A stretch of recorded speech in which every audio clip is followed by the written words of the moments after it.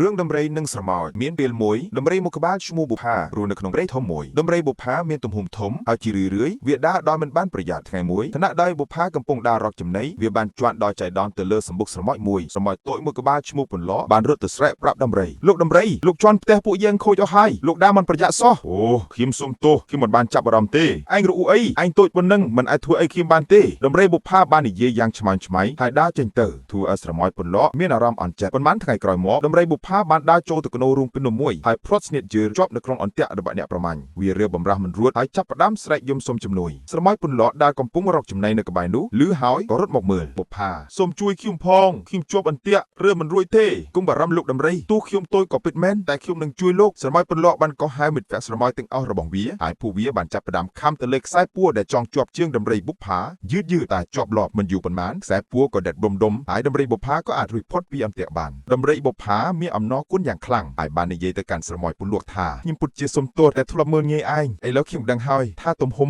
មិនមែនជារឿងសំខាន់នោះទេអរគុណខ្លាំងណាស់មិត្តចាប់ពីពេលនោះមកដំរីបុប្ផានិងស្រមោចពន្លកក៏ក្លាយជាមិត្តភក្តិល្អនឹងគ្នានិងតែងតែជួយគ្នាទៅវិញទៅមកមេរៀនអប់រំមិត្តភាពមិនអាស្រ័យលើទំហំឬរូបរាងនោះទេកុំមើលងាយអ្នកដែលមានសមត្ថភាពខុសពីយើងការសាមគ្គីគ្នានិងការជួយគ្នាទៅវិញទៅមកអាចយកឈ្នះលើឧបសគ្គធំៗបាន